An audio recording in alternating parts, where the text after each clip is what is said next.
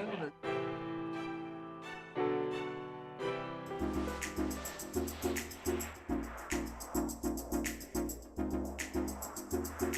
seconds. No rush, Maggie. You're good. No rush. All right, we'll call the school board and city council work session to order for Wednesday, August 21st, 2024. And we'll call to order this special meeting for the Farmington Board of Education and joint city council meeting for August 21st, 2024 as well. Please join us in rising for the Pledge of Allegiance.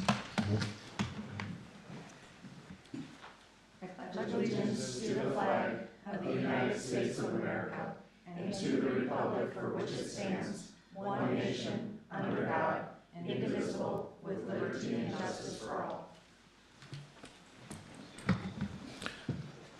All right, unless there's any changes to the agenda, and seek a motion to approve.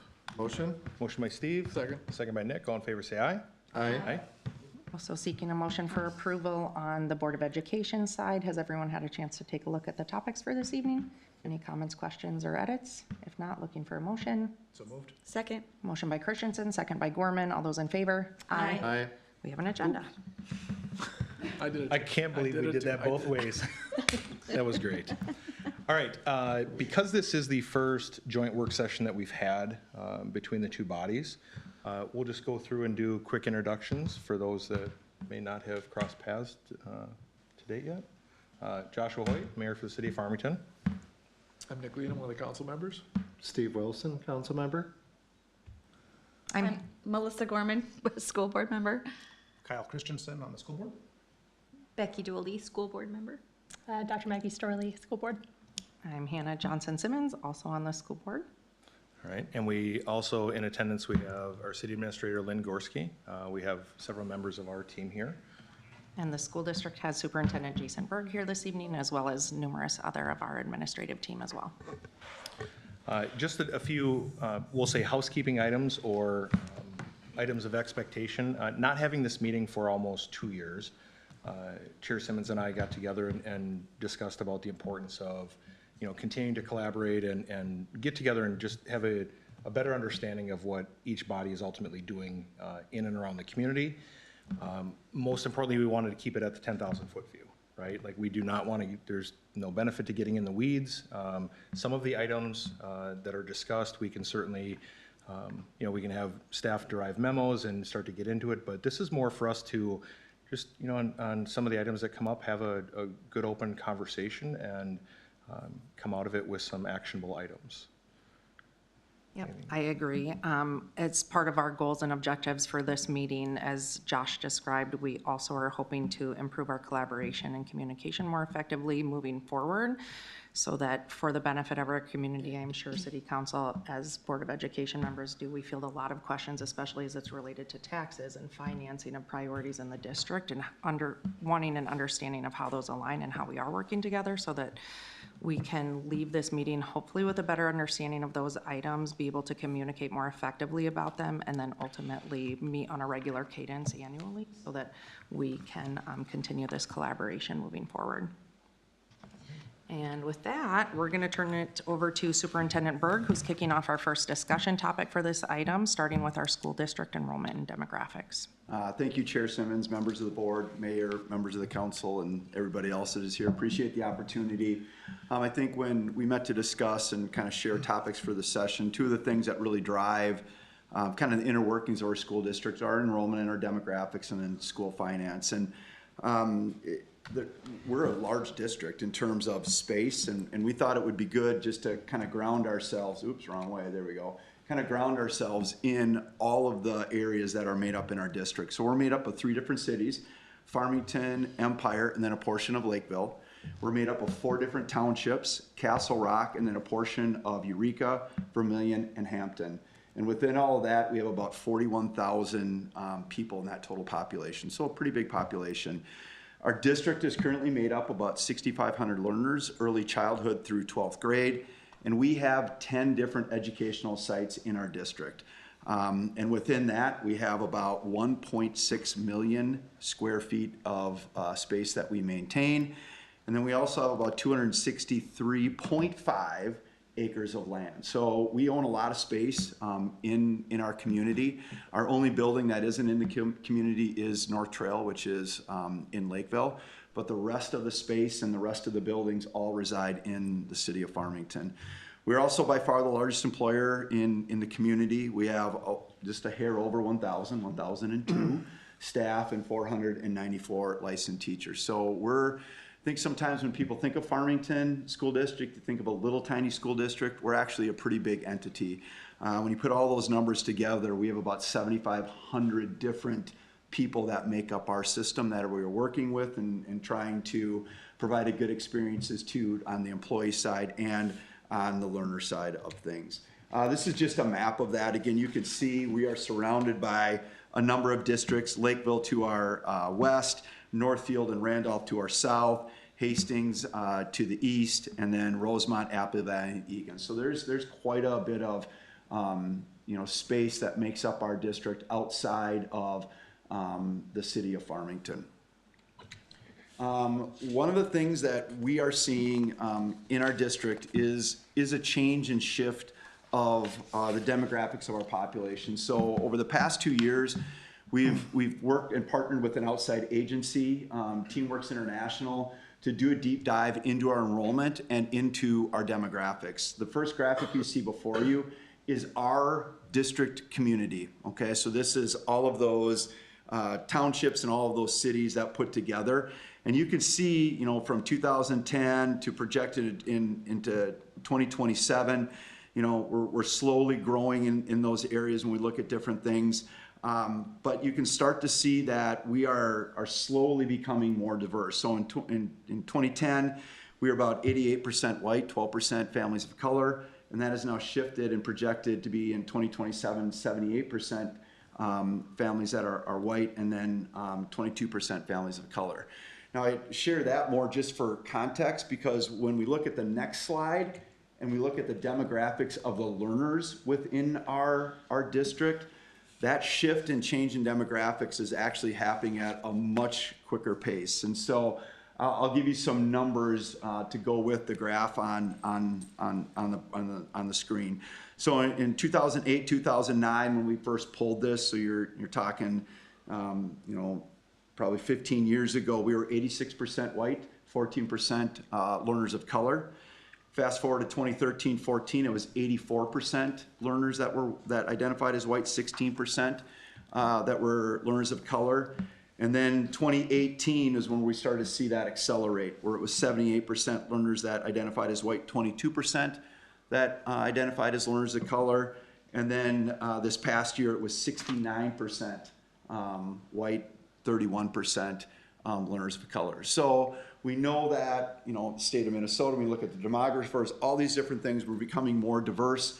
Our community is becoming more diverse slowly, but our school buildings are becoming much more diverse at an accelerated rate.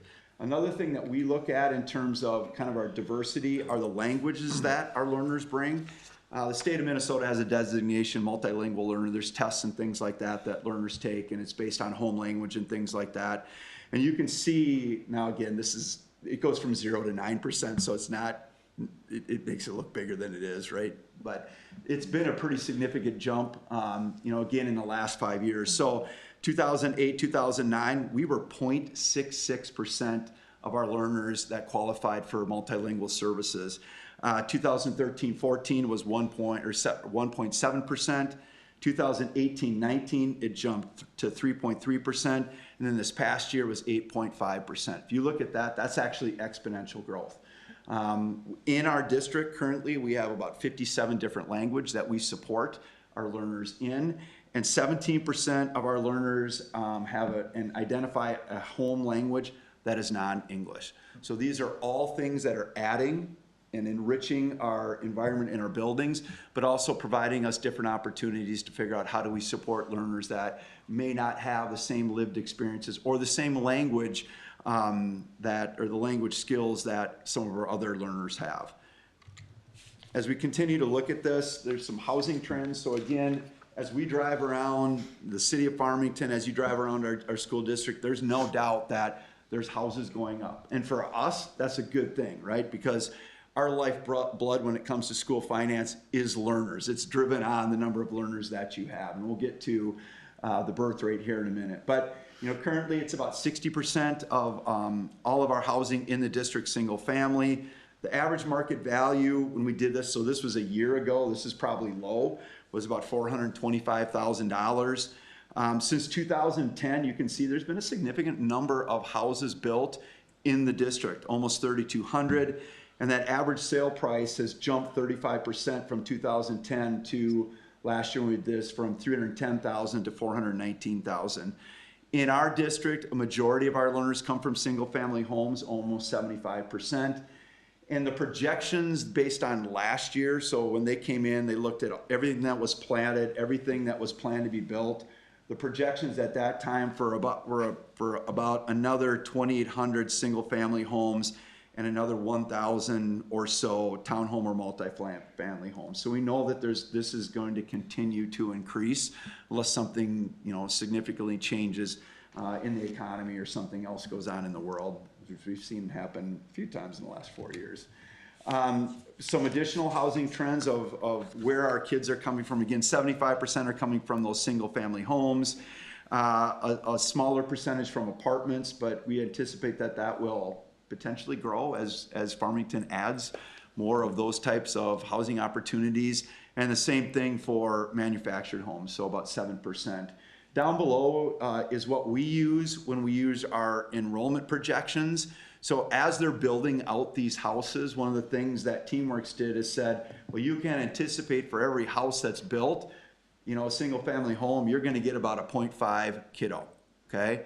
Every apartment's gonna be a 0.19, every manufactured home is a 0.58. So that allows us to kind of take that information of what is projected to be built and build that into our enrollment and our modeling, which we'll talk about here in a second. I'll pause. Obviously I can talk pretty fast, which you guys can see. I don't know if anybody has any questions at this point in time, or want to hit a buzzer or raise your hand. Any questions?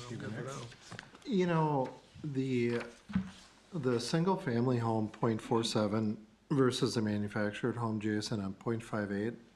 Intuitively, that seems like that should be a little different. Do you have any insight Well, on we that? have less manufactured homes. And so I think that's part of that. Okay. And as we build out the single family homes and It'll probably switch. Yeah, Okay. not as many people are moving into those. What we're seeing, not as many people are moving into those with kids and things like that. So I think that changes a lot. I'll be quite honest with you too. We're starting to see in not just single family homes, but also in our manufactured homes, more than one family living in that. So that will skew that and change that as well in some of those instances. Good. That's good. All right, enrollment trends. So this is where we spend a lot of time because this significantly impacts our financing. And we knew prior to COVID that we were seeing, I'll just use the word slow leak in our enrollment. It was happening at the elementary level, and we really couldn't put our finger on it until we had TeamWorks come in and do a deep dive into our birth rate. And it was pretty shocking and eye-opening when we looked at the birth rate in our district between, when they did the survey a year ago and 2010, that birth rate has declined by almost 30%. And when we saw that number and looked at not only the kids entering kindergarten and first grade, but also for us, our P5s, those are kids that are eligible to get into schooling and things like that, and saw those numbers decreasing, it was like, well, yeah, that makes sense. People don't have as many kids, so there's not as many kids entering our system, which is going to impact our enrollment. Overall, from 2010, we did see our enrollment grow, but a lot of that had to do with the big wave of kids that is just coming out of our middle school and into our high school from, pre-2008, 2007, when this district grew rather rapidly.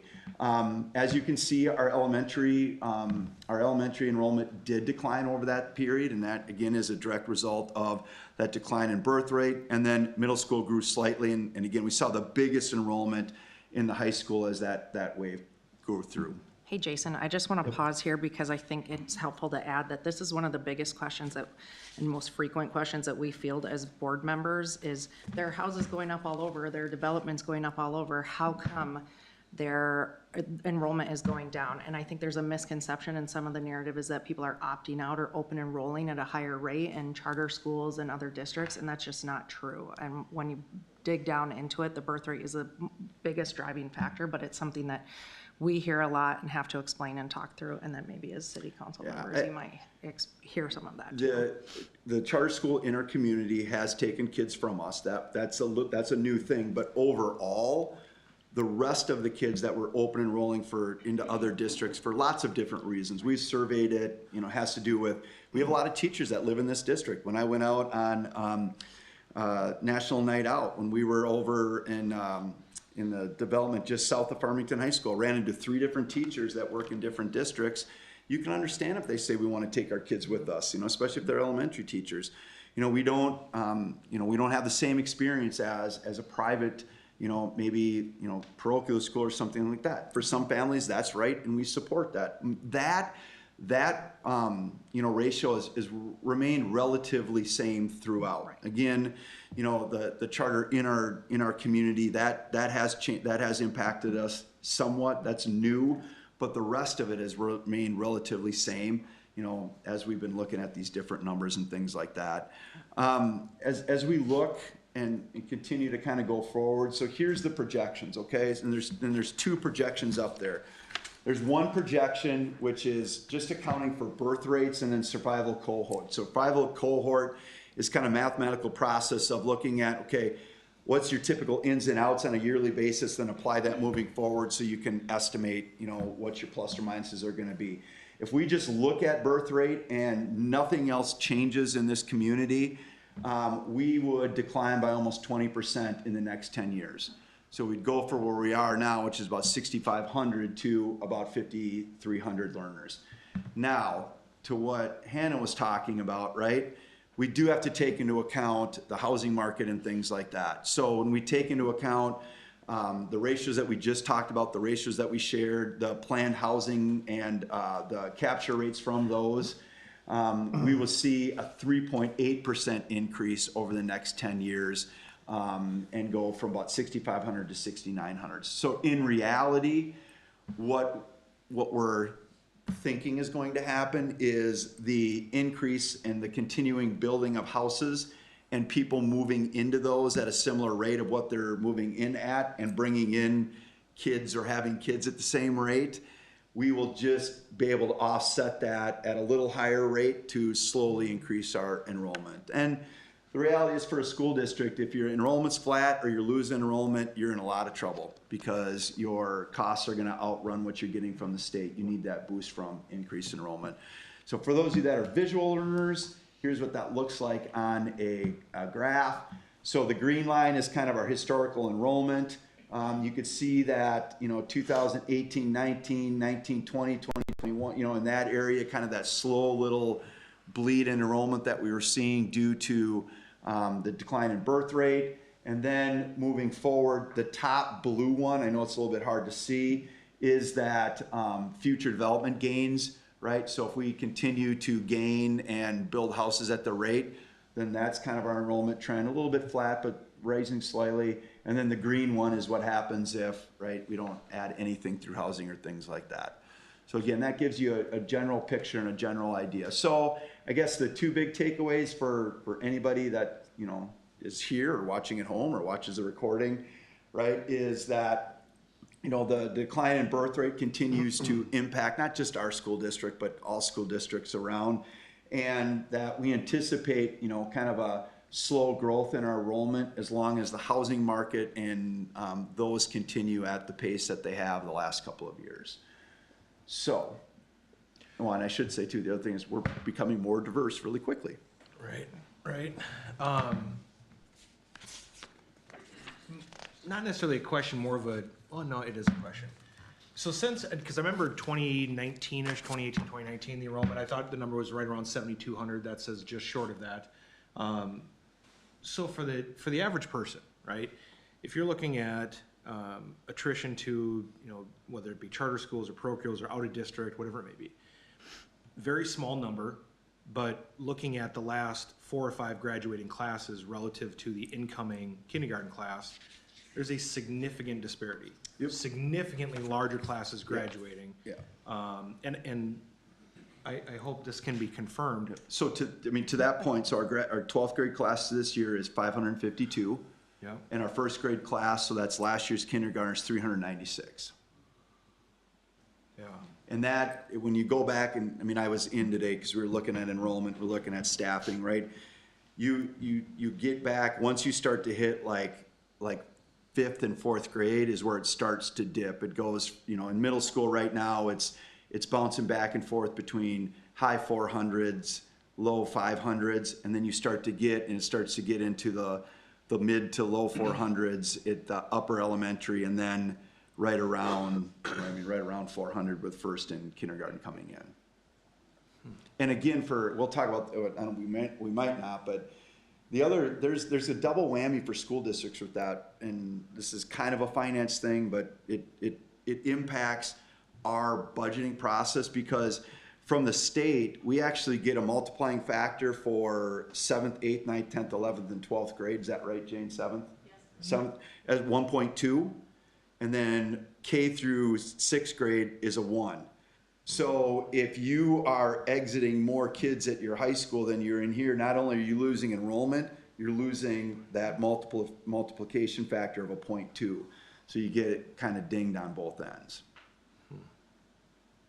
So it's not, right now, we're not seeing that because we still have higher numbers, but as those kids come through into the high school and start to exit, and those are small and you lose those bigger numbers, you go from having, 552 to even 500.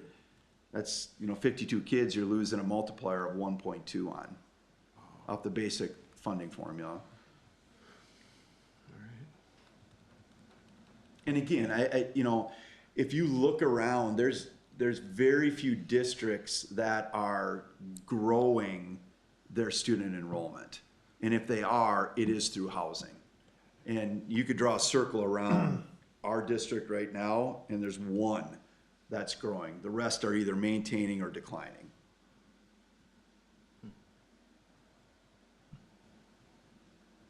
I'm interested from the city perspective, knowing that you guys have similar data that informs planning.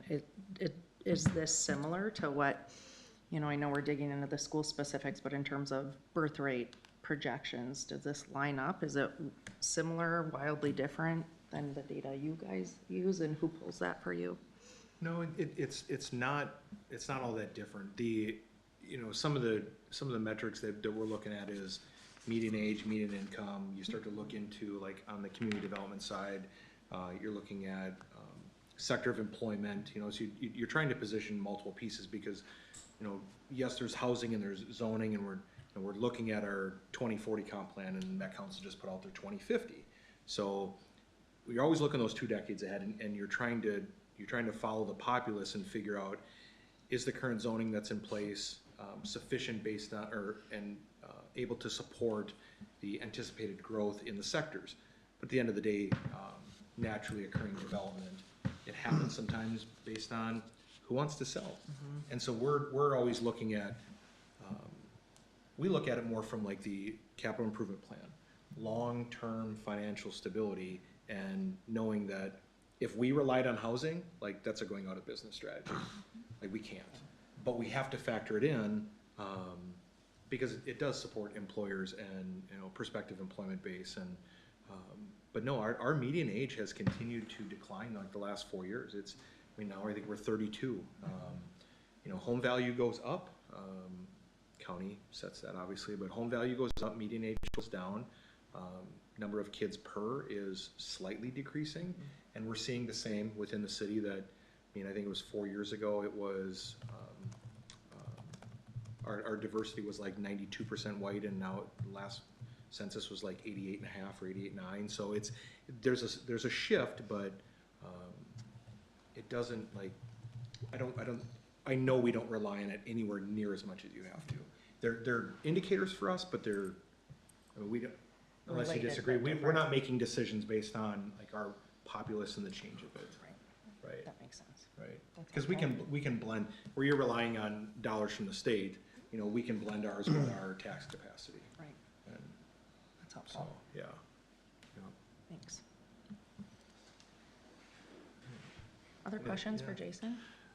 So Jason, looking at the numbers, it would seem to suggest that across the entire district, which of course would be Farmington and the other communities, that there'd have to be about 400 housing units, give or take, per year to kind of sustain. Is that about right? And you factor in? I don't know if we've gone exactly that deep. We haven't really tried to project what they need to do.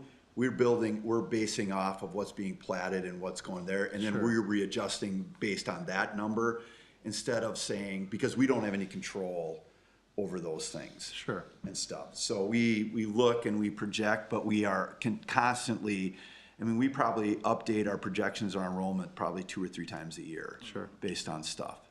So to be honest with you, Steve, we haven't really kind of dove in that much to see what it would need because it's not something we can control.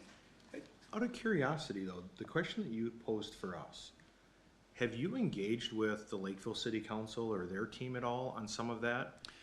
I mean, I meet with and talk to their city administrator, but their council, no. Okay. The reason I ask is, and again, keeping it out of the weeds, but the question that comes to mind right away is like, I look at the number of permits that we issued last year, and even with the multifamily, it was approximately 200 or just under. When you look at the city of Lakeville within the district, I'd be curious if their numbers, pupil per household by type, is consistent with like what Farmington is experiencing. Because you look in the city of Lakeville and you see, they've got 700 building permits. And So when they did the study for us, we didn't have them pull it out by, city jurisdiction. We just said throughout the district and stuff. So maybe if we have them come back and do another one, it might be worth looking at from our perspective. Please don't spend money just because I asked the question. No. I mean, right, wrong, or indifferent. What we figured out is doing we need to do a better job with their enrollment. So whatever we spend on that is money well spent to try to get a better idea of what those projections are, because that impacts our modeling and impacts everything that we do. And you'll see here that, school finance is really kind of goofy anyway, so it makes it even more difficult, so. Yeah, and just as a follow-up to my question, Jason, and again, I'm not wanting to stay in the weeds, but there must have been some kind of metrics that derive the blue line. In other words, whether it was housing or whether it was something. Well, I think they To took- create those data points, there must have been. I believe they took the points that was platted and planned, what those were currently platted and planned, took the capture rate on there and then extrapolated that out. Okay. Does that make sense? Yep, it does. So again, I mean, we did one 2 years ago, and this looks a little bit different than when we did it last year, because we have updated information on what's going on. There's new ones coming on, there's ones that were planned that were slowed down and stuff, so. Right. In a perfect world, you'd probably do this every year. Sure, thank you. And this doesn't represent the offset because, right? Because if we're looking at where the black line is, we're only going up 3.8%, but we're going down 19.7%. So it doesn't really reflect the offset of if we were to meet that 3.8 and that 19, this is what the lines would look like, right?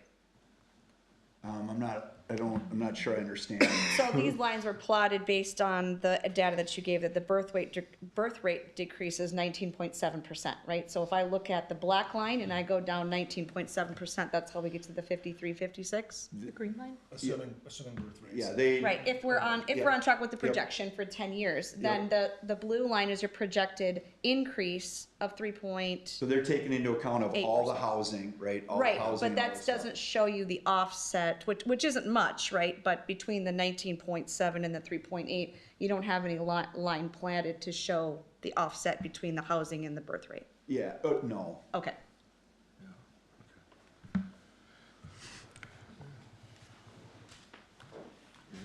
Other questions? Anything around demographics for the school data used? Okay, we'll move into our favorite, which is school finance. And we started with enrollment because that drives our finance. So, We have multiple funds in the school district, but when we talk about the dollars and the revenue that goes to specifically classroom, that's generally what we call general fund. And so this is for FY '25. You can see that a majority of our funding does come from the state, 80%. The blue pie piece is 15%. That is what we generate through our property taxes and the levying authority that our school district has, or voter-approved operating levies or bonds that have been approved. And then you can see there's some federal sources and things like that. So we basically live or die with what the state gives us. Historically, for the last probably 10, 12 years, that has been a 2% raise on the per pupil funding formula. So when you look at the cost of everything that goes on, we've had to make basically everything work within that 2%. And that's why at some point in time, it has now become the norm where school districts need to go out and ask for additional money from their voters. The school board has very, very limited levying authority, okay? And that is actually set in statute. So we do levy money every year. That is based on the formula from MDE. And to be quite honest with you, there's not much that the board can do in terms of trying to increase or decrease that. It's all set in formula. The other part that's unique is that is also made up of aid and levy, meaning that when we collect revenue, a certain amount of revenue, part of the state kicks in a part of that. So for us in our district, because of our tax base and other things, currently our aid levy is basically a 50-50 split. So for every dollar that is brought in through that levying process, our taxpayers pay 50%, the state kicks in 50%. So now as our tax base increases, they adjust that. But right now it's about a 50-50 levy split. Any other levy or bond must be approved by the voters. So we currently have one levy in place that was approved in 2015, and it is set to expire after the 25-26 school year, and that generates approximately $5 million per year. We don't have any other levies in place. Just the capital bond levies that are expiring in the next 4 years, right? Yes, yeah. Just want to be clear, used operating the- levy versus, yeah. Yep, that is true. We are still paying off some bonds, but the one that's still generating revenue that we're using is the operating levy. Now, this is really hard to see, and I apologize for this, but this is the 7-county metro area, and this is each district's operating and capital outlay levies. So a district can go out and ask for operating money, which goes in the general fund, and they can also ask their voters for a capital outlay. And typically, that can be used on a handful of things, but a lot of times it's used for technology. So when you look at this, basically what has happened is when the levies were introduced, they were known as excess levies because districts went out and they want to do extra things, right? Add things that they didn't have, think of them as special. What has happened over the period of time and the continuing of 2% on that per pupil formula, districts have really come to rely on these for their day-to-day operations. When you look at this, almost every district in the 7-county metro area other than St. Francis, Randolph, Belle Plaine, and Jordan have some sort of existing operating levy. And that ranges at the very top, which is Hopkins, which generates an additional $4,200 per learner, to us near the bottom, which is about $700 per learner. So you can see that, when people talk about funding around schools and school finance, it is not equitable at one bit. When you have a district that can generate an additional $4,200 per learner, and then there's districts out there that are just, basically living off of what the state gives them. The median of that is about $2,200 per learner. Now that also has a direct impact on what school districts can spend per learner.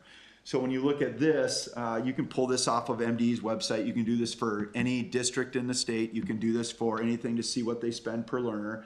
But you can see that, for FY20, and they're a couple years behind, so this is a little bit behind. But for FY23, our district spent about $13,000 per learner. The state average was almost $15,700. Again, that's a difference of $2,600 per learner on what school districts are able to spend compared to what we're able to spend. So just like anybody else, when they start looking around, well, why don't you have this? Why don't you have that? Why don't you have this? And start comparing to other districts. The reality is it's all based on your ability to generate additional revenue through that levy process. Even if you compare us to the closest district to us in terms of spending, which is Hastings, they spent about $14,700, so there's a difference of $1,600. And again, just take $6,500, multiply that times $1,600, and that gives you an idea of the potential revenue, you know, that we don't have that somebody else has. So again, the ability to generate that revenue beyond what the state gives you directly impacts what we're able to spend, and it does impact our core services. That being said, there's other things that impact us as well. A lot of them are very well intended, and some of them are gonna have some really good outcomes. But the reality is if the state tells us to do it and they don't fund it, or they partially fund it, it comes out of our general fund and is taken away from something else. So two of the biggest ones are cross subsidies. If you're not familiar with that, cross subsidies are general fund dollars that we need to use to pay for things that are mandated. The two biggest ones across all districts of the state of Minnesota is a special ed cross subsidy. Now again, we should be providing special education services to all our kids, regardless of what it is. Whether it's required by law or not, we should be doing that. Now it is mandated. It should be paid for by either the state of Minnesota or the federal government. Now the state has kicked in a little bit extra, but even with that, we spend about $5.7 million of our general fund to cover costs that the state or federal government should be covering. That's money that we can't use on day-to-day things in our classrooms and other learning opportunities. Multilingual, again, we should be providing all the supports that our kids need to find success in our buildings and things like that, but this is another thing that's mandated and semi-funded. Again, about $1 million comes out of our general fund to provide the services that are needed to support those kids. So right there's almost $7 million out of our general fund, out of a $96 million budget that is used on things that should be covered by other things. The READ Act is going to be awesome. It's probably one of the best things that the state has done in a long time. It is going to require and provide really good professional development around literacy. We are super excited about it. Actually, today was the first day that our teachers, our elementary teachers and some of our high school teachers started the training. Again, the issue is the very limited funding that goes around this. This is going to be significant professional development that they've paid for part of it, but it is going to be ongoing professional development for years and years to come if we want to see the impact that we believe it can have. It can't be 2 years and be done. We also are going to have to invest significantly in curricular resources. And again, you know, looking conservatively, we're going to have to probably make a purchase this year of resources to support that work, about $410,000. And then like everything in education now, it's subscription based. So it's not like in the old days where you bought it and you could use it, you buy it, now you continue to pay for it, and we anticipate that to be about $115,000 per year. And then again, that ongoing professional development, right? That's going to be additional people and additional training to help support that. And we anticipate that to be about $220,000. Unemployment insurance, a lot of entities are dealing with that. The state provided funding for 2 years. They thought that it would last through this summer. The information we're getting right now is it probably will not last through this summer. Once that initial funding runs out, then the districts are on the hook for that. And what the unemployment insurance is, they extended who's eligible now. So our hourly employees in our district are eligible for unemployment insurance during the summer. And we've seen a significant increase in employees filing for that. So the $220,000 or $280,000 is probably low because we're still adding up what we're seeing this summer.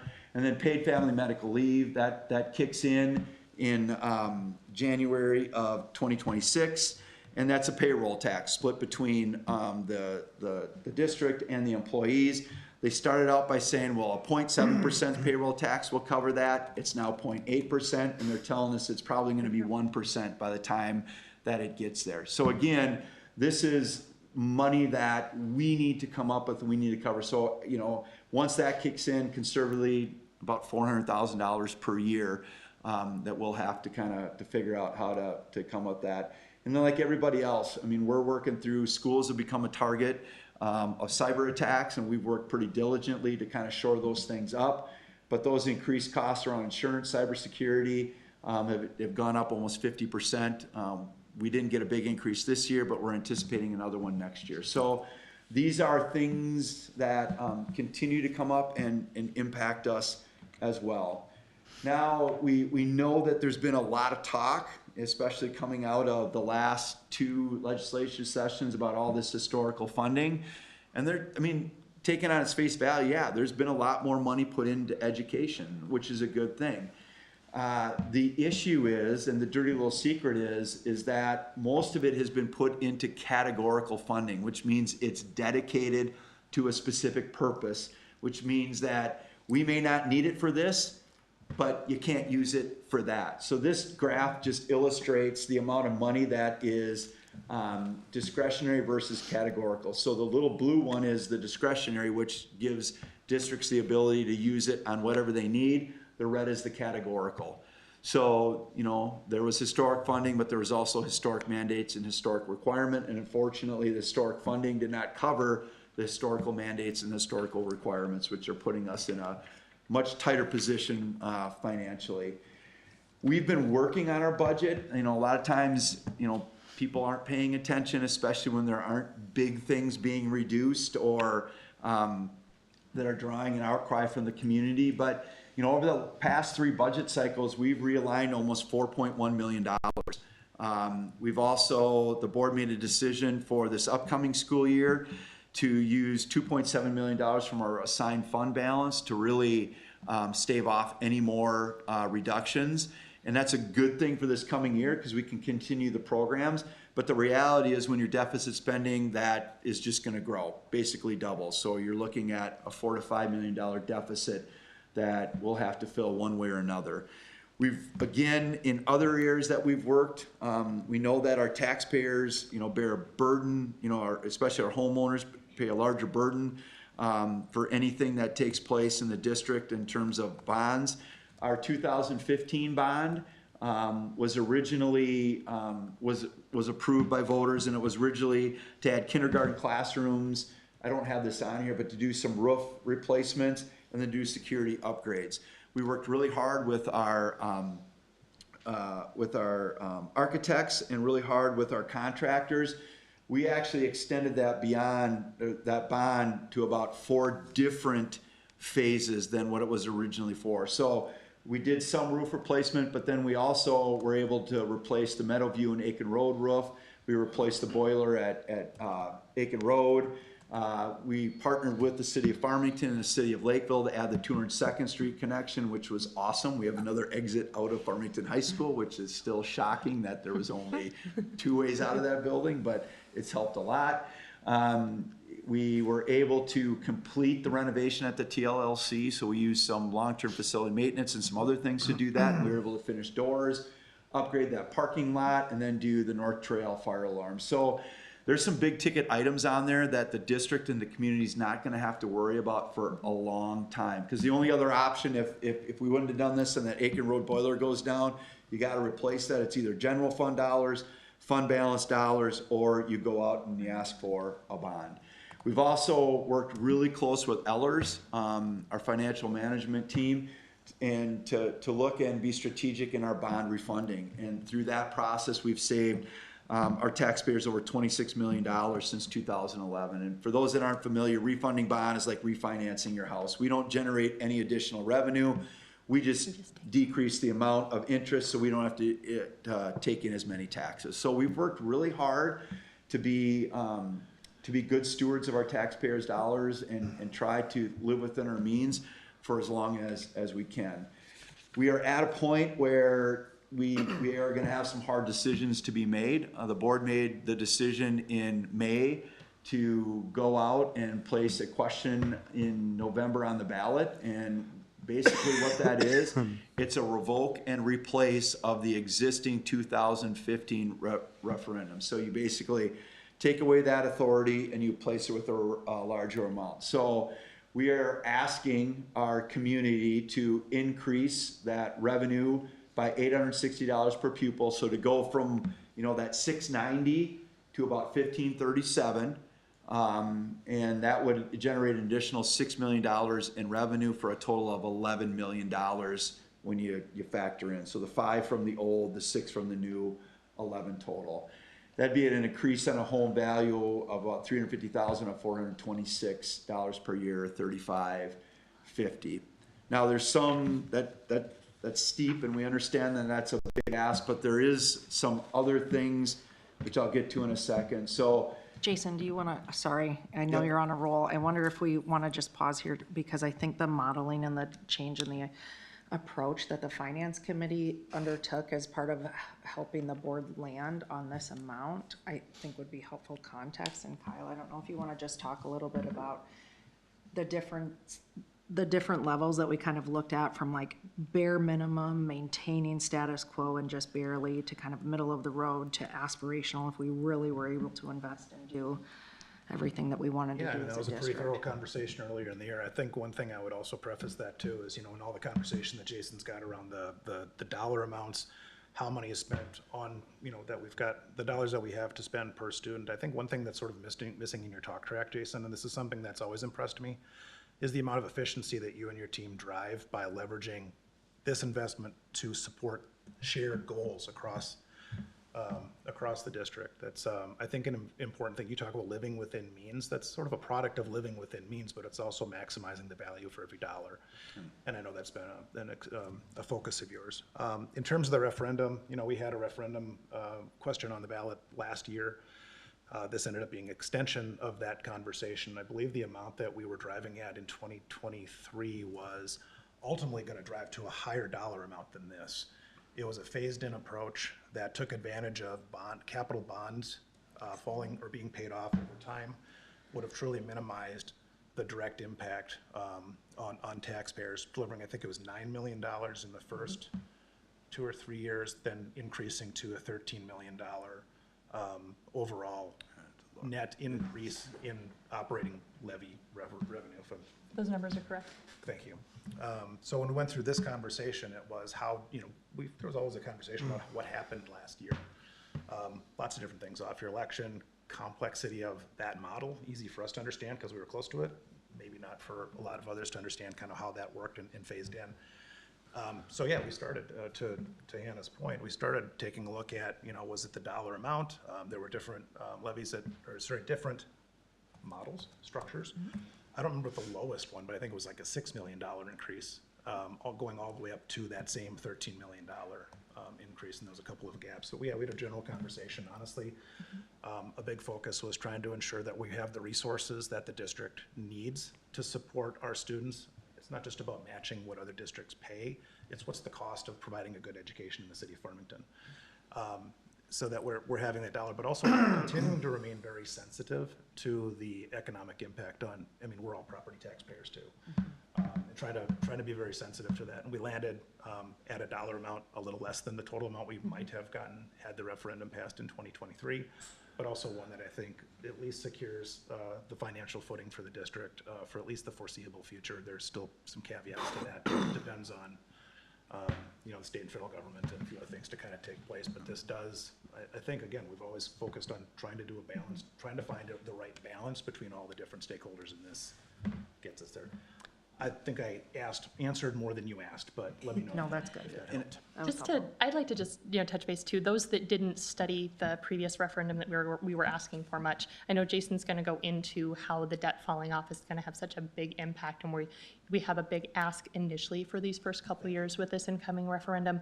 But that number does look better in a couple of years, just as he'll plot it out on the next slide. But the last referendum was really hard to understand because we took so much of that into account. And unless you spend a lot of time studying, what that debt fall off meant, we really tried to keep the impact to the taxpayers as stable as possible. In the new referendum, it does have a bigger upfront cost that does fall off, and that is a fear as we're going out for it, but this one is a lot easier to understand. The current referendum that we're going for, we kind of had 4 main asks when we were deciding between which level we were going to go out for, and sort of the, everything's still on fire, still making a lot of cuts. And then what we settled with was the one that maintained most services, but just made up for the fact that we're getting in our funding increase at about a 2%, but our costs are going up at a 4 to 5%. So this was really just to close the gap and maintain services. We did consider, and we called this the 6 million. We did consider the 8 million and talked about that, but for us, it was, we're very sensitive to the fact that this is an expensive community to live in, and we see comparisons between those surrounding communities and what their taxes are, and we just didn't think that that was something fair that we could ask of our community, even though we would have loved to have seen what that extra money could do for our district. And I'll just add, I think, the 2015 levy, I think the goal was to try to extend that to 10 years, and I think we've gotten really close. It's not quite gonna be 10, but it's gonna be there. I think the goal with this would be a similar sort of thing. I don't think we want to be the habit that other districts have of going out every 2 or 3 years and asking for small amounts here or there, and it just seems like you're always asking. So that was part of the conversation too. What do we think can get us extended out so we're not coming back immediately saying, well, you passed it, but it was just at a smaller amount. It was a Band-Aid. Now we need more, sort of a thing. And we also have certain parameters around how the question has to be worded on the ballot. And so if you're the average citizen going to vote this year and you see, increase revenue by $860 per pupil unit to $1,537, if you haven't been paying attention and nobody's talked to you about it, you're gonna go, whoa, what's going on? Why do they suddenly need all this, and what are they gonna do with it? And that's why communication and as well as support throughout the community at every opportunity we have to help people understand not just the tax impact that, as Maggie described it, the upfront impact the first few years, but then long-term over that time, the fall off, but really why it's important just to maintain what we are already offering. So I'll just kind of go through, I'm not going to go through this whole thing, but for people that are interested, so there's the document that kind of shows the range and the impact throughout all different property values and things like that. And we did mention that we do have debt falling off, so, in the couple of different, I'm sorry, this is what it looks like when you go through and you revoke and then you add in, actually, I got the wrong one, sorry. I lied. I'm out of my thing. This is debt falling off. Correct. Take it, check. This is a good one. So we talked about, so again, we are going to be paying off bonds at 2 different times throughout this, which will decrease the tax impact on our community. So this just shows what that debt looks like and falling off at a similar, similar range. So that happens in 27, 28, and then 31, 32. So 2 different times. And then this makes it a little bit easier for people to understand. So we use the $350,000 home. So for those to what Hannah and Maggie were talking about, so that initial investment for the first 2 years, if nothing changes, for that $350,000 home would see an increase of $425, $426 on their property taxes per year. That would be for 2 years. Then we have debt falling off for that 27, 28. Actually, for that same valued home, it would be a decrease of $383. So the net would now become, from the starting point, a $43 increase. That $43 increase would be for the next 4 years. And then we have debt falling off again, and this is a big chunk. This is the end of it for us. It would be on the same valued home, $683. So now from the beginning all the way to the end, the net would be minus $640, which would generate us an additional $6 million per year to get us to $11 million. So it's a big ask up front. And this doesn't take into account any other changes that may take place in our community. If we grow our tax base, if we add commercial, all this other good stuff, there's other things that will impact that as well. This is just right now, everything stays the same. So it is a big ask at the front end of things, but we think it's, again, pretty strategic and does give us the opportunity to generate some additional revenue and also balancing some of those pieces on our homeowners. Jason, Last can I two, can I ask one question real quick? So is there, going back to the pie chart of the state versus the levy, it's back a few slides, it's not too important. Is there any, say, just general guidance on where you want to land on state versus local levy ratios, I guess? I mean, I don't know if there's a specific ratio or anything. Something to say you're either not. Yeah, letting- I mean, a it's lot of kind it has to do with community tolerance. I mean, I've heard I've heard members from other boards give numbers that I just kind of, go doe-eyed at and say, I can't fathom asking our community for that. I don't think, we're just not living in a time or place where that's even a feasible question and we can really compare a community. I mean, I'd be really excited to be at a 10% change. I mean, it's. I mean, your bar chart a couple slides later where you're showing all the other communities is kind of telling the same story, I suppose. It's just, I think for us, I mean, if you're asking the wish, I don't know if the wish is really to cut that pie chart up differently. The wish from the state would really be to dedicate funding to the mandates that you have, because that would free up a significant amount of money in our general budget that we could dictate and direct other places. I fought with other superintendents about this because they were talking about, when they were really looking to push money in, do you take care of the special education cross subsidy or do you put 2%? We wanted it on the special ed cross subsidy because that is a bigger, kind of impact on our budget than the 2% of year over year over year. So we would really advocate take care of those things and not get so caught up in necessarily, do we need to draw more from the community or more from the state? Take care of what they're already doing. Because that's money sitting there that we could use on other things Right. if they would take care of that. I'm trying, thank you. The last two things, and again, this is one of the things that we talked a little bit about last year, but didn't go into specifics because there was a lot of things that we didn't know. But things have become a lot clearer in terms of what's going to happen if the levy passes and if it doesn't pass. So we do have to remember that if the levy passes, it is going to bolster our financial, stability. One of the things that some of those levy dollars are going to have to do is to buy down the deficit from us deficit spending. So we're going to have to use some of the money for that. We do believe that that there will be enough money left over so we can maintain all the excellent programs, experiences that we currently have, and also invest in some very strategic areas. One of them would be to lower that and decrease the learner to staff ratio, which effectively decreases class size. We know that that's something that our community values a lot. And then we want to invest in learner achievement. We've spent a lot of time and energy the last 2 years of building our foundation around literacy, so we're ready for the READ Act.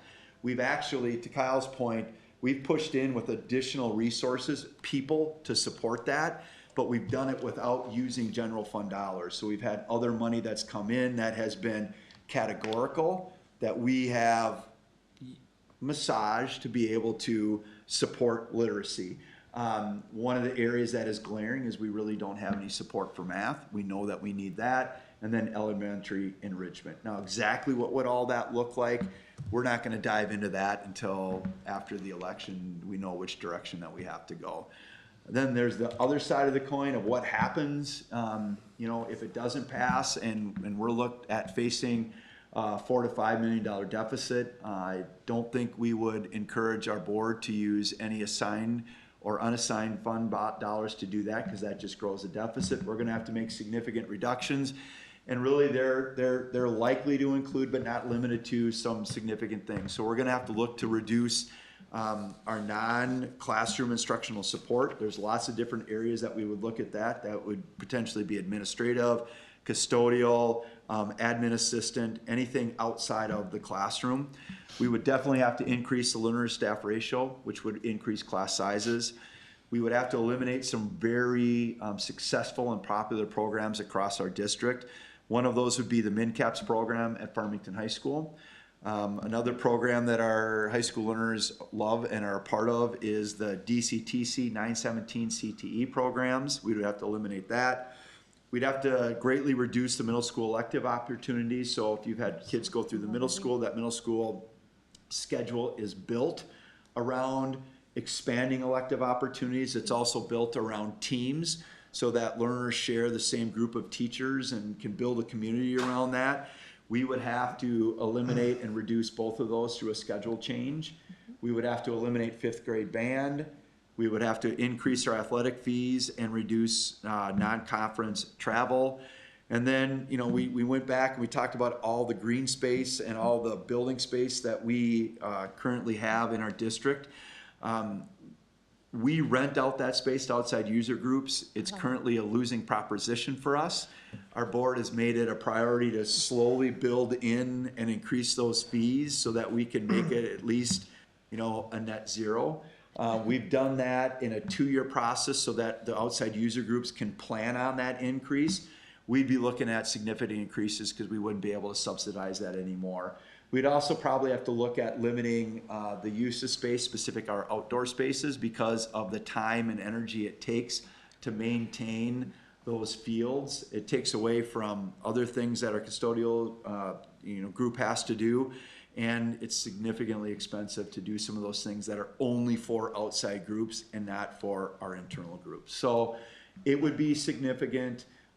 It would drastically change our core services, and I believe if we had to, you know, come up with $4 or $5 million in reductions, the impact would be felt throughout the community for lots of different reasons. So that's kind of where we're at.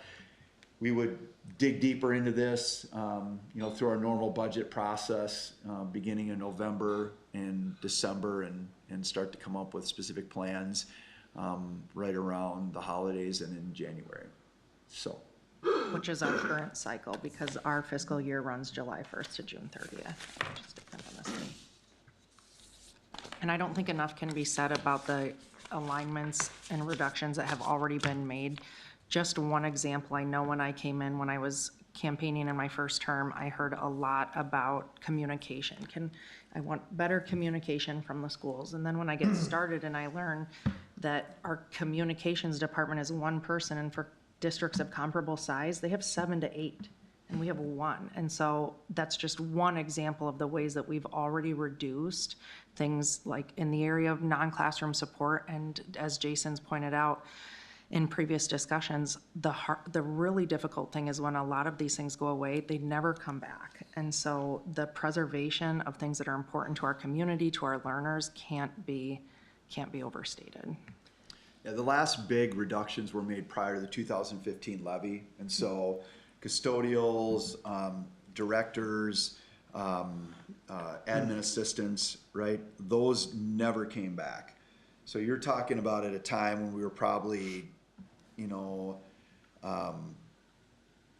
during that time, you know, we were growing still, so we had less people to provide support during that time with more kids. Now, when the levy passed, we were able to lower our staffing ratio, decrease, and so up until 22, 23, when we reduced it, which actually brought it back into alignment with what is in board parameters, we actually decreased that staffing ratio. So, you know, those are things that always come back, but those non-instructional things and programs are really, really difficult to come back, because once they go away, to bring them back, the cost is 1.5 times or 2.5 times to bring it up. And that's kind of where we're at with things. Like the MinCaps program, I'll be honest with you, we are a part of the MinCaps program, and if anybody's had, my son went through it, it's a very unique experience.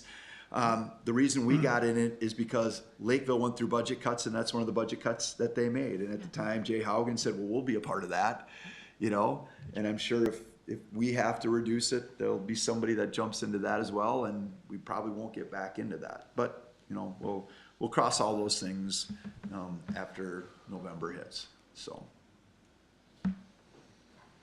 You know, I have one other question. In a previous life, I worked a little bit with school finance, and so even though you have a 2% applying on the formula, I mean, we're still kind of considered a winner or a loser district relative to other districts, aren't we? Mm-hmm. Yeah. Because there's formulas, or there's components of the formula that give more money to school districts which have more poverty, or maybe out of state, or all that kind of stuff. So I mean, it's even worse when you factor that part into it too, isn't it?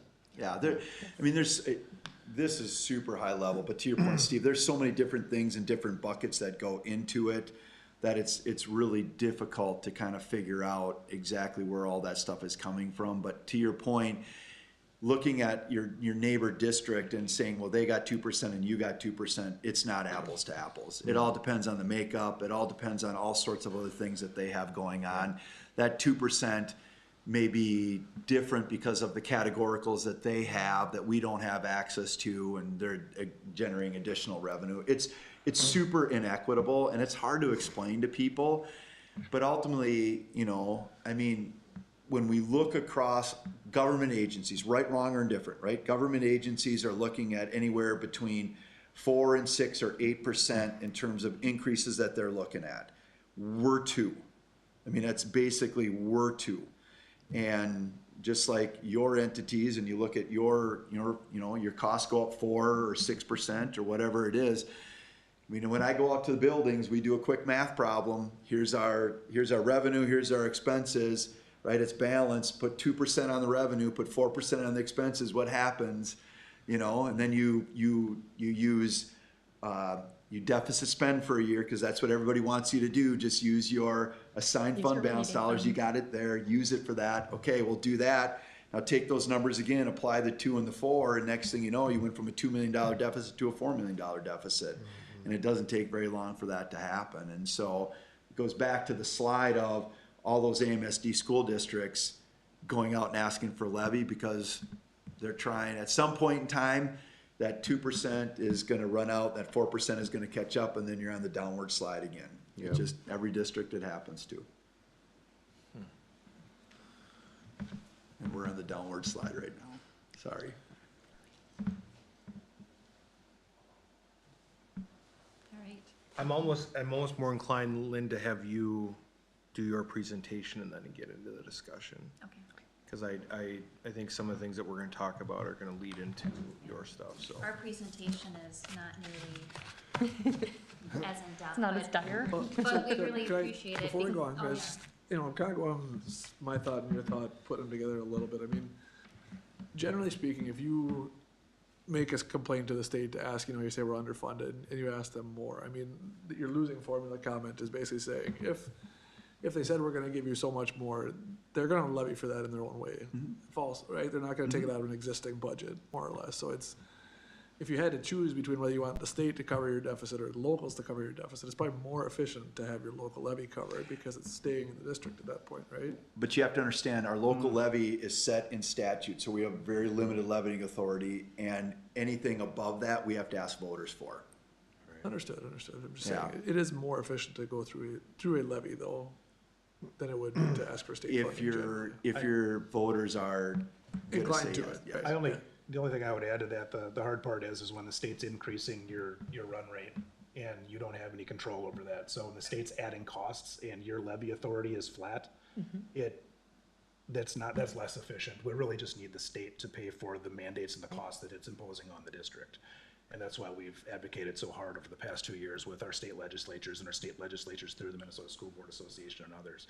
I don't disagree with what you're saying in an ideal model, but the challenge that all districts are really facing is the enormous amount of new costs being added through legislation and the political inability or lack of will to finance those things appropriately. But I think the heart of, I'm think not trying go to, ahead. you know. Yeah, but no, I'm not trying to be combative either. I'm just Yeah. as frustrated about that. I'm Yep. just saying, it's, they shouldn't make the mandate if they can't pay for the kind of thing too. Amen. You know, kind of thing, but having said that, all things- Amen. But look what they did for us. Gosh, isn't that great? I think the heart of your question, though, is that if the state is going to collect this pot from our taxpayers, but sprinkle us back a smaller distribution than we would have collected in our own earnest if we could have control of that. I That's think that's exactly where what's the going. heart of the question is, and I get where you're coming from with it. But within that pot, what the state will allow sprinkled back and allow you to put in the buckets benefits other districts more than ours as well. So I agree with Kyle. I would just rather have control over where we can put that money within our buckets so that we can spend it as efficiently as possible. We are one of the leanest districts that I see as I compare to friends in other districts and meet more people through school board, that they are so hyper responsible with what they do with their money and transparent. I can track this. I can track everything they asked for with those bonds, everything they asked for in that 2015 levy, everything, where it went, every single goal was met. And the payback from refinancing those bonds, literally just going back into then not having the taxpayers, not collecting what they already were promised to us, is such a huge benefit for our community. I know that they would use this responsibly, but levy isn't the answer, but it's our only solution right now. And as a point of clarity, because I know this has been talked about, and I think this is often misinterpreted by the general public, just not having the full context of what a levy actually means. You cannot fill your gap without a levy, correct? Yeah, I'd say no. I mean, well, I mean, mathematically you can, but yes, to provide a fair and equitable yeah, learner we're not gonna be able to experience- generate additional revenue Correct. without a voter approved levy. Correct, okay, all right, all right. I'm just- Anything else? Something like that. I can talk. That was You very go ahead. informative, Jason, thank you. And I do want to say, Chair and Mayor and Council and Board, thank you so much for this opportunity. This is the first time I've been here for 3 years that we've all sat down together, that I've been involved with, so. And I appreciate Jason and the staff and how we all work together so well, so thank you. When we sat down and started to think about what the agenda would be, we really wanted to make sure that we could complement the school district's message too, because we know the levy is so important for the students and staff this year and making sure it gets passed. But we thought it would be best to talk about our community vision and how we got there and our city priorities, and specifically about development.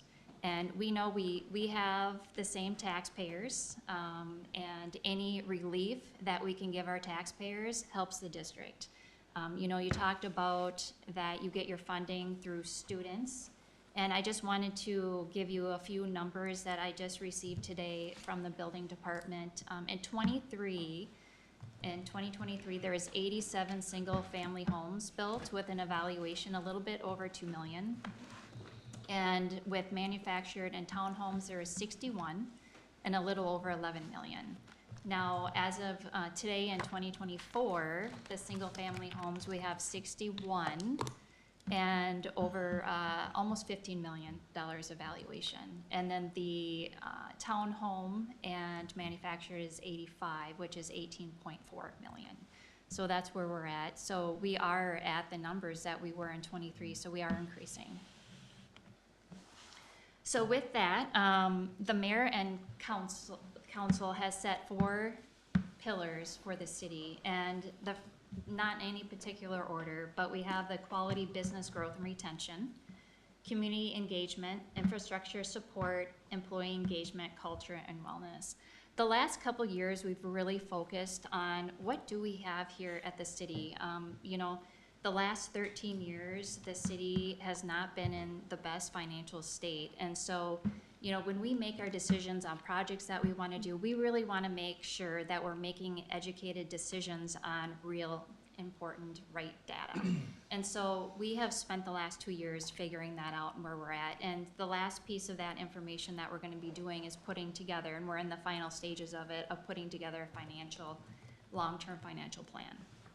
So that's some of the others. So the 4 pillars, did I say those yet? Quality, business Yep. growth and retention, okay, community engagement, infrastructure support, and employee engagement, culture, and wellness.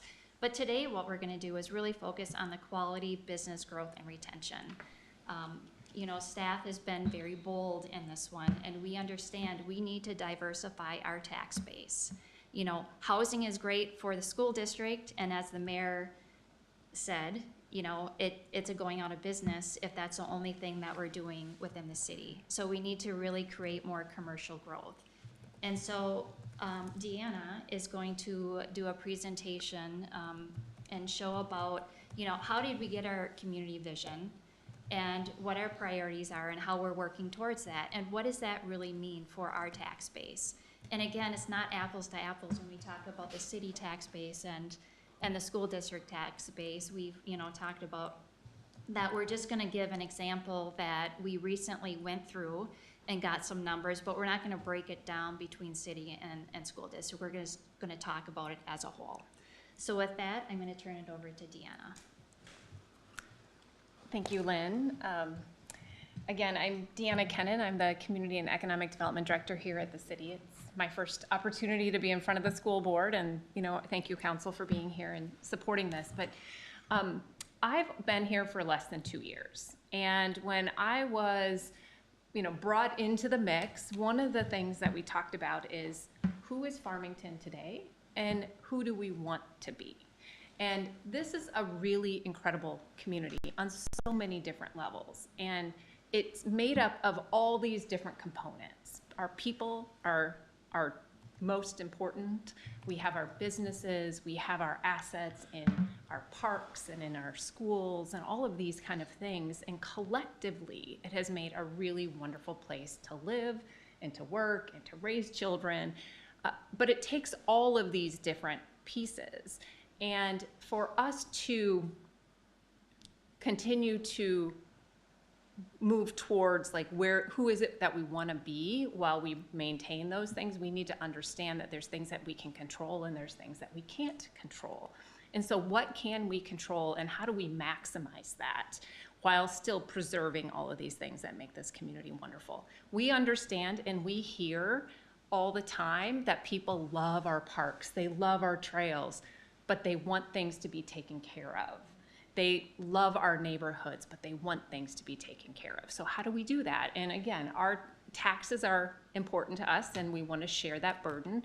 And sort of what we say is kind of right size that tax base. If we were to do nothing, we know that we would be a residential community. That's it.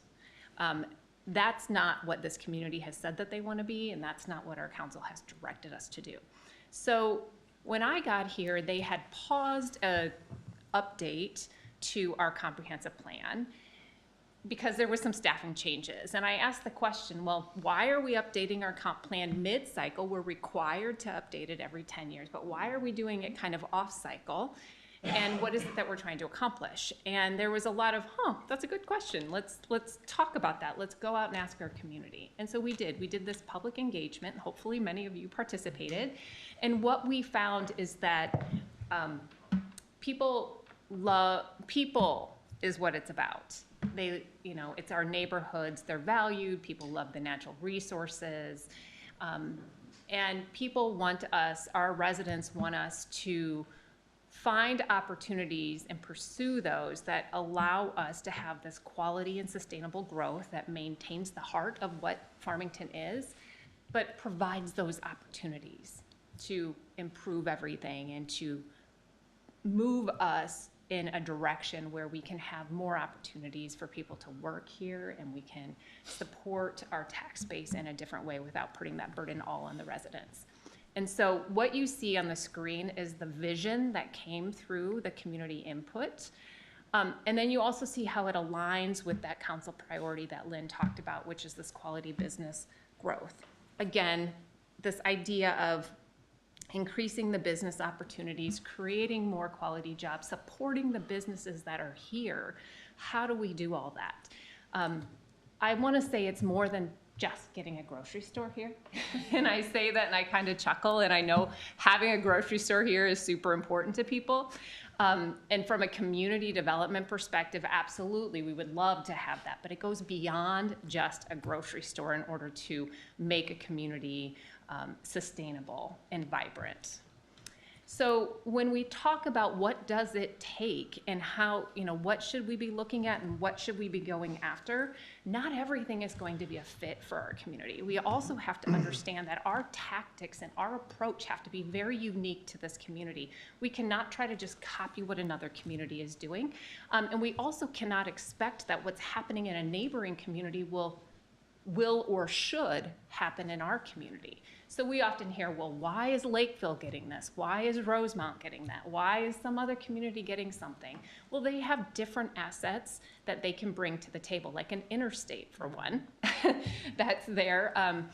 There's just differences. So instead of us trying to constantly compare ourselves to what our neighbors are doing, we need to focus in on what we have and what are our opportunities here and how can we maximize those. So we need to understand what does the land ownership look like? If you look on a map, it looks like there's tons of land available that development should be happening on. That's not necessarily the case. None of that land is owned by the city. So we have ownership. There's landowners that have land rights. Some of them want to develop, some of them don't. Some of them have put their land into a state program that prevents development from happening on it. It's in this ag preserve. It takes 8 years to pull it out of that. It's a tax benefit to that owner, and it's their right to have their land in that.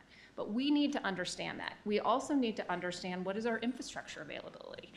John has done a great job going through and analyzing, providing that data to our council so that we truly understand what we have from an infrastructure perspective, because we need that to serve the existing development and any future development and future planned growth of all types, from residential to industrial. We also need to understand what is our access to workforce, what is that talent pipeline, what opportunities exist around that, how can we develop partnerships with our higher education learning institutions, and how can we support the workforce needs of our existing employers, and then who else is willing to partner with us to help make these visions come to reality. So all of these are inputs that we have to analyze and understand, and then what does that lead us to? There are naturally going to be opportunities, and there's naturally going to be constraints.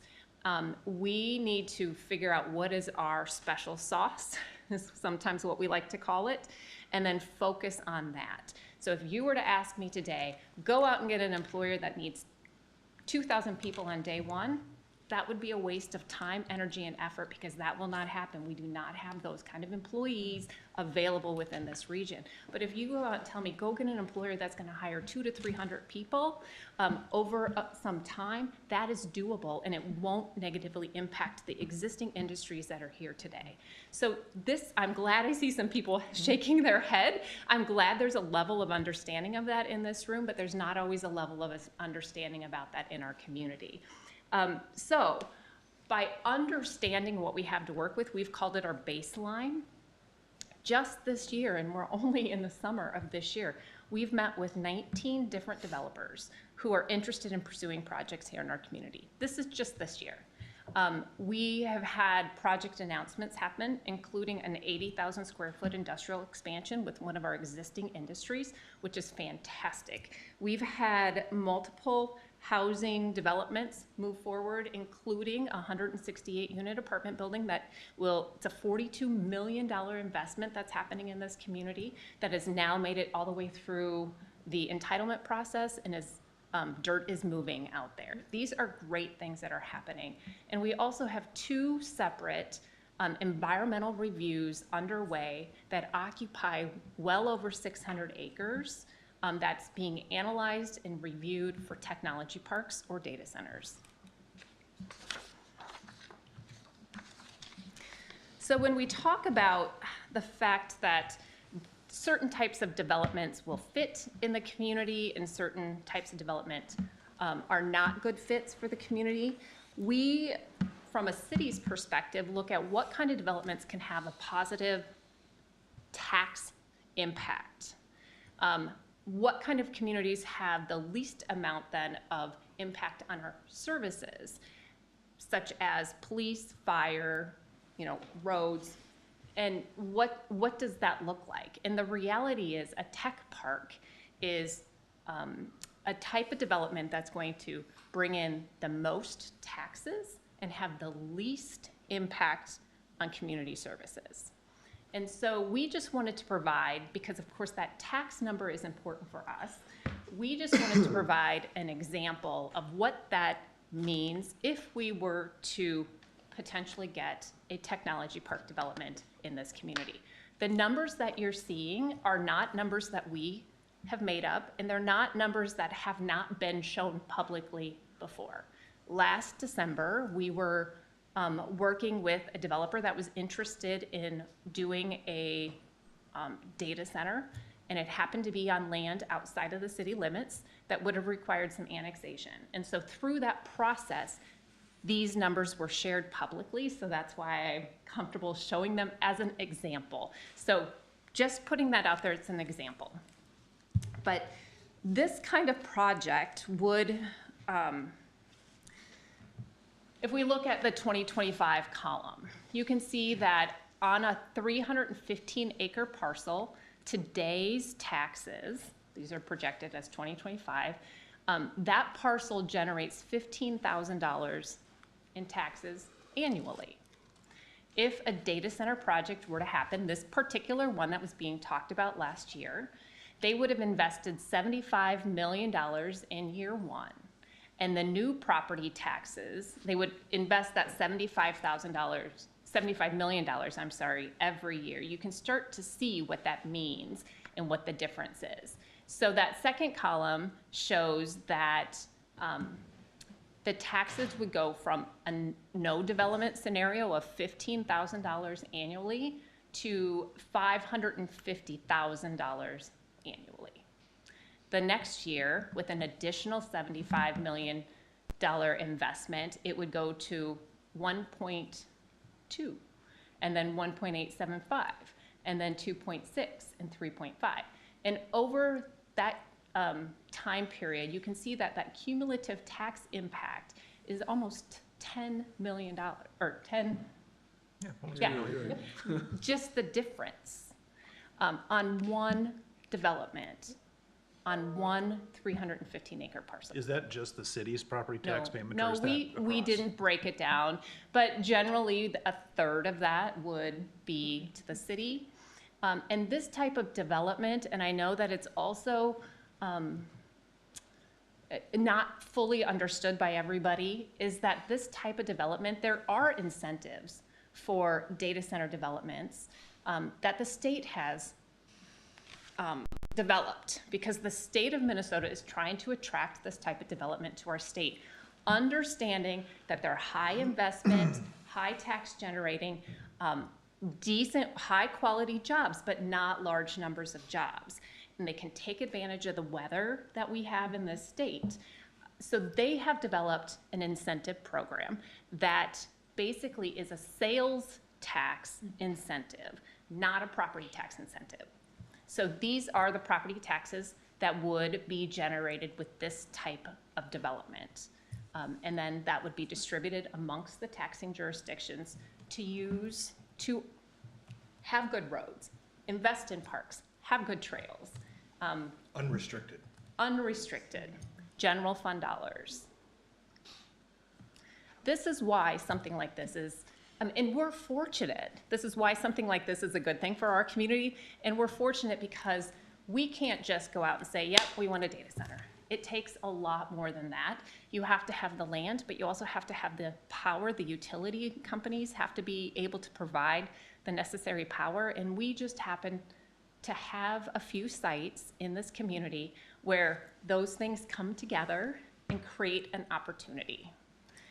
These types of developments you won't find out in a township or in a, out in the country, like some people would like to see them, because then they wouldn't have the public infrastructure that they need. So it's a combination of all these things that come together, and they just happen to come together in a couple locations here in our community. These type of developments also have indirect benefits, but actually end up being direct benefits. And again, I'm just focusing on sort of that data center type of development. These types of developments not only pay their taxes, but they want to invest in the communities. And so I just pulled out information on some of the 4 of the big hyperscalers so that you can start to see the investments that they make within the communities that they locate in. The Meta example is direct from the staff report or the development agreement, I think up in Rosemount, that shows that they're dedicating, I can't read that from here. $2.252 million. Just in parks. That's what gets for their going to their parks. The other ones that we have on there, you just start seeing that how big that is, the types of things that they give back to the communities. A lot of these, like you see the AWS, they like to focus on education. They support the STEAM programs. We've heard about these data center companies that build out computer labs and pay for hockey arenas or pay for football stadiums, pay for parks, buy equipment for those communities that they're in. They give back. And so again, when we're looking at the type of development, understanding, going back a couple slides, understanding the land, the availability of infrastructure, the workforce, what we can pursue and what we can't. This type of development checks a lot of those boxes and not only brings in this tax revenue, but also the investment in the community and in other ways. So that's all much different than Jason's presentation. We just wanted to give one example. There's a lot of different examples we can talk about, and we can talk about, again, like how we're going about doing it, but it's what I think really is important to understand is that what we're doing fits within that vision that came out through the community input process. It fits within the goals of our council, and we're doing it in a way that takes, some people call it asset-based community development. You look at what you have in the community and you build from that. We are unique to Farmington. We're not trying to be anybody else, but we're trying to maximize the opportunities that do exist. So with that, I'm happy to answer any questions. I can turn it back over to Lynn. I wasn't listed as a presenter, but I wanted to add some context because there's more context to that. Because as you look at, and Jason did an incredible job going through the data side, the analytics of the district and the enrollment and the finances behind it. There's a lot of us, sitting here, a lot of us in the community that have been here for decades, right? We remember what the community looked like when we were 3,000 people, 8,000 people, right? And sometimes the thing that gets lost is when you move into a community that has 16, 18,000 people, you never knew what 195th was when it didn't go east to Highway 3, yeah. right? When Meadowview wasn't there and it was a gravel road, when the roundabouts didn't exist. Like, you forget that because it happens so quick. And even sitting here, like this entire side of the room, in 2019, it was Chief and I, right? So in the last 5 years, our team has had this transition. And I say that because when the high school was built, when City Hall was built, when the municipal buildings or when the Public Works building and the Fire Station 2 and the police department were all built, it all happened in the 2003 to 2009 window. And there are a lot of assumptions that were made. There's a lot of well-educated decisions that some things materialized and some things didn't. We have that time in front of us now where some of this stuff is crashing together, and it's not comfortable. It makes for very uncomfortable conversations, and it's things that people don't want to talk about out loud. The city borrowed from the water fund to make payroll a decade and a half ago, right? It wasn't in the cards to do the things that we wanted to do. In 2019, our former Park and Rec director said, in the last 7 years, we've added 9 parks and we haven't hired 1 additional staff member, right? So like the city of Farmington runs very lean, right? Common theme there. We have to do this because this is the totality of the situation that we're in. Okay, great.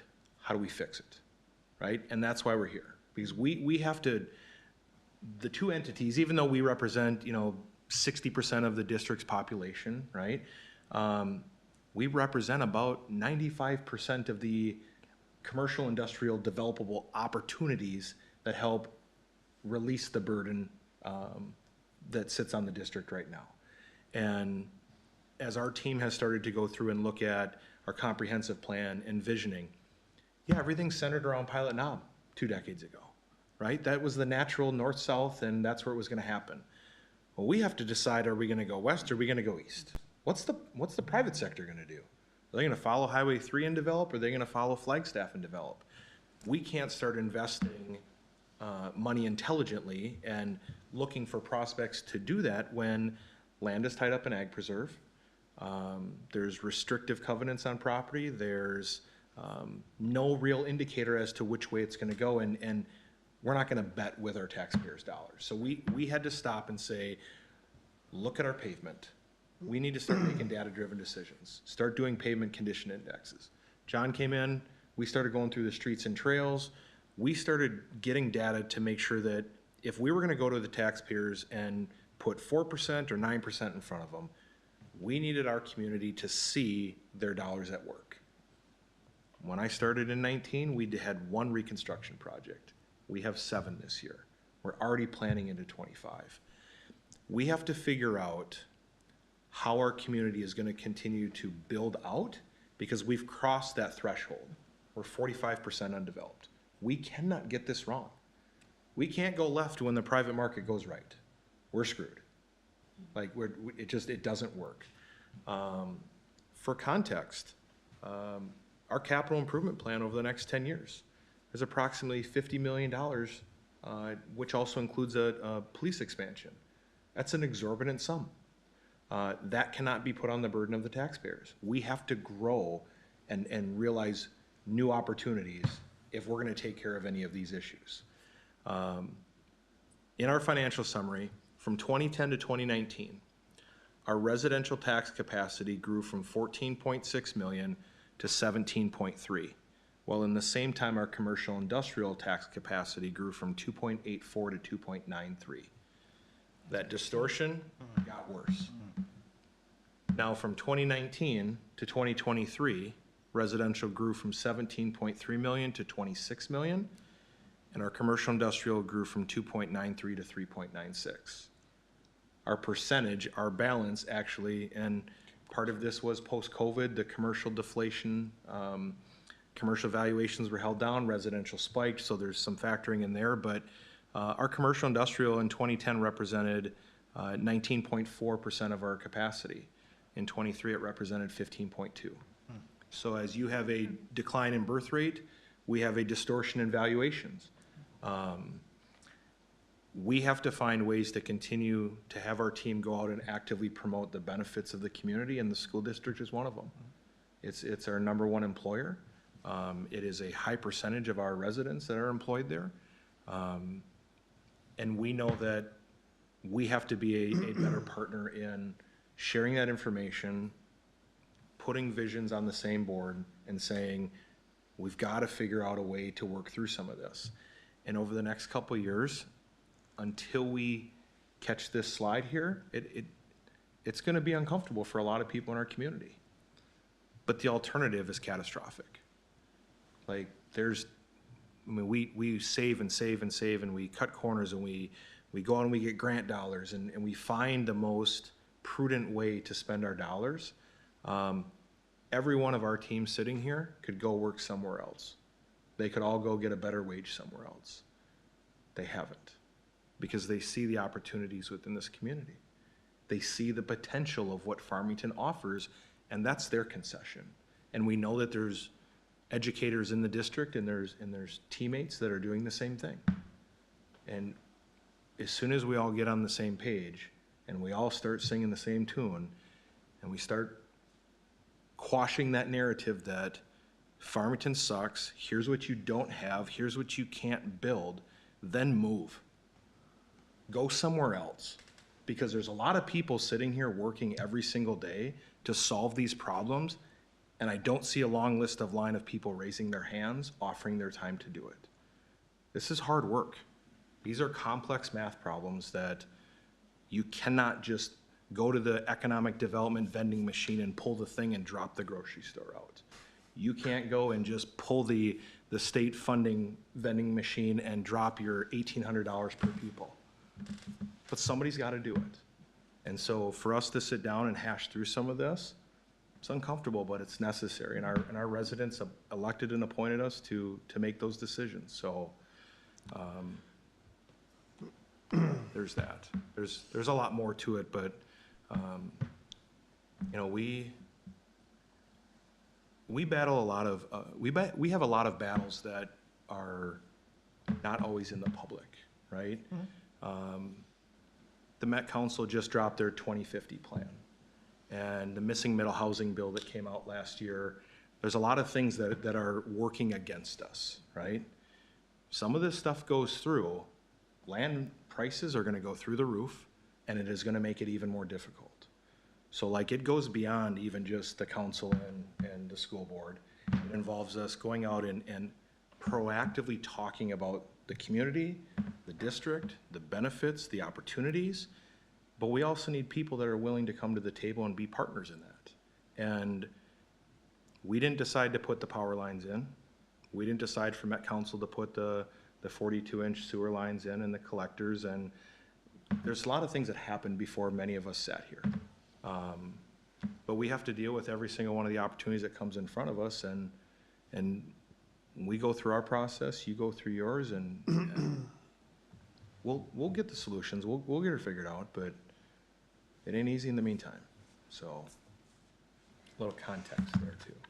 Yeah, I appreciate that you called that out, because I think that unified commitment to our community, both from a district and a city perspective, is so important, because if you're talking to any of our citizens, they don't want to sacrifice parks for better schools. They don't want to sacrifice band so that we can pay for these things. We want one community where we all can thrive, and where families can pay their bills comfortably, look at opportunities to get connected with the people around them, and ideally have work, shop, play close to home. I know that's been, for the last 10 years that I've lived here, the message that I've heard repeatedly, and from the people who are involved and that represent us. So I Here's think one that'll blow your mind.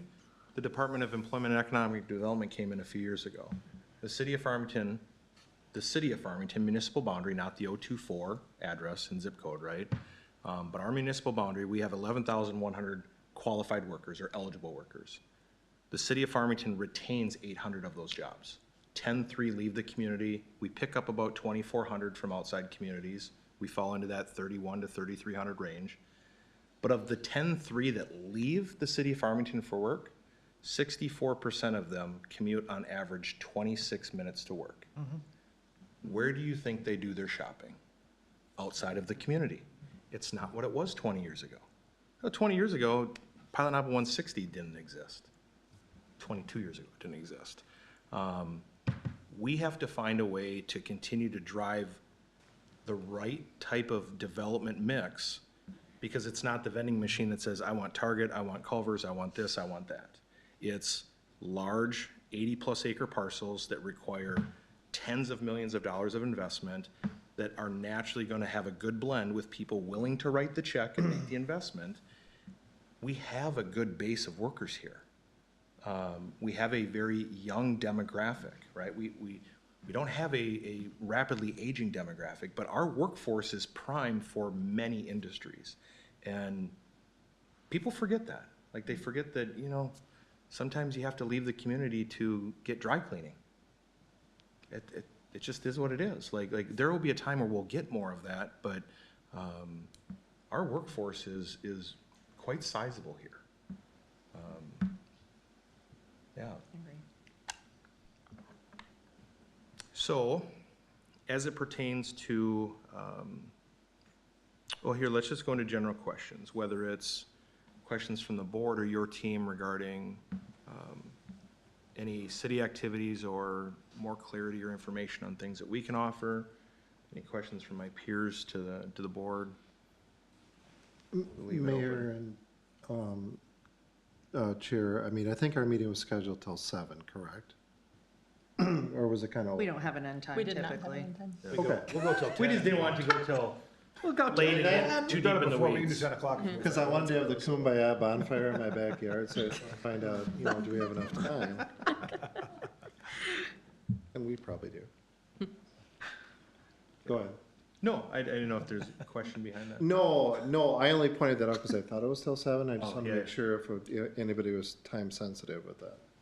No, I think when we sat with Jason and Lynn, we wanted to make sure that, we had a good understanding of what your guys' picture was, what the ask was to the community. We even talked about it when we were going through our preliminary budget and where we wanted to be and ultimately have thought about settling. And we wanted you to hear a little bit about, what we're working on and some of the initiatives that we're taking, and more than anything, be here for questions to be answered. So we're more than happy to, that's why we've got the team here, so fire away. Not a question, but more so a comment.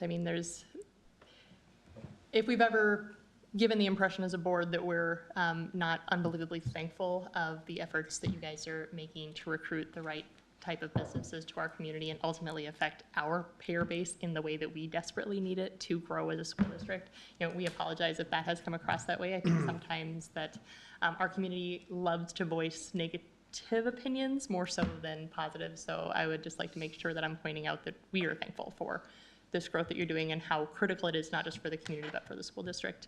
I liked getting clarity on some of those pieces and understanding what more the 5 and 10 year impact of that is. And then of course, with the knowledge of knowing how that trickles down to our district and giving me a little more hope that the growth we could see us investing in will benefit us too. I don't have a question either, just a general comment. I think the grass is always greener someplace else, and I think that's just sort of the natural human inclination around certain things. I know what you're talking about in terms of the conversations some places around the city. I also know that we have that same issue when it comes to the school district, because people look at ISD 196 and their endless amount of resources that they will never exhaust, at least in my lifetime. And all the comparisons back and forth between whichever school district and what they offer there, and how come you can't do this? I mean, we get all that, and it's part of the human condition to continually kind of compare oneself to others, their neighbors, and try to figure out how to get to the place where you have the amenities aligned with the things that you also want out of yourself. I would also say, you know, my wife and I, we moved here in 2008, and that was off the cusp of the real estate downturn. And anybody who remembers what Apple Valley looked like at that time, there were big holes where they had, you talk about assumptions that are made by a city that are not fulfilled because of an externality. And big chunks of Apple Valley were absolutely vacant, weeded over lots, all the way through, I think, just south of 42 from Pilot Knob to Cedar Avenue was pretty empty. Now it's full. And you talk about the discomfort of what that probably looks like and feels like for the city development. I mean, again, like I said, I know the narratives, but I can't help being really excited and optimistic, both for the school district and the city. I understand about the concerns that some have about the types of development coming in, but we can't get there. We can't get the amenities without some of those other footholds taking place. You've diversified the housing mix over the past 5 years here in Farmington. The industrial base will diversify. Some of those things are going to come quickly. And just like Apple Valley filled in within about about 4 years in that same stretch, I think there's going to be a lot of change here that brings, makes people uncomfortable, but it should also make people somewhat excited for what's possible. I don't know about the last slide you shared and some of the things that Meta or AWS have invested in those communities. I think those are extra credit, and hopefully we get them too. But you know, the city wants a lot of things. I mean, I hear we want an ice sheet, we want a pool, we want lots of different things in the city of Farmington. Well, until we get a tax base that supports those types of investments, we're not going to get them. And so I hope that all of us, from a school district standpoint and from the city standpoint, can continue to be thoughtful and collaborative and listen to those concerns and address them and mitigate as much as can possibly be mitigated. But ultimately, I know that, you know, those on that side of the table and those on this side of the table are committed to doing making the best decisions that we can with the information we have right now for the benefit of our kids and for our communities and for everything else. So, well said. Not a question, just my own context. No, very well said and appreciated. And I wanted to respond to the doctor's comment. In my time, I don't believe that I have not experienced a disconnect between the two bodies, or even, I don't even want to use the term ill feelings or anything like that. There's some compositions that changed, one being the EDA, right? As we go out for boards and commissions, you know, our numbers tend to be less every year, and so there's some restructuring. But no, I mean, overall, we just recognize we need to get back to the table and do this more often. One of the action items that I was going to ask for, we're not taking formal action, but the request from the district is, I would propose that we meet twice a year, March and August if we can. I know that there's a 6-month offset in our fiscal calendars, and March has us starting into our new calendar, but you're getting ready to talk about your budget for the following year. by August, you're into your new fiscal calendar, we're getting ready to set our preliminary levy for the following year, so those made sense, but we'll let the team take it and run with it from there, but, you know, just continuing to pull, and again, I know you two meet and communicate well, and,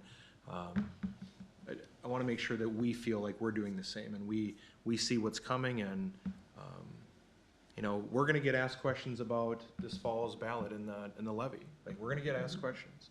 And if there's anybody that needs to be talking positively about it and supporting it, it needs to be the elected body that represents the city. I mean, especially 60% of your district population, right? And we need to be considerate of, you know, what that means and what the negative impact is if it doesn't pass.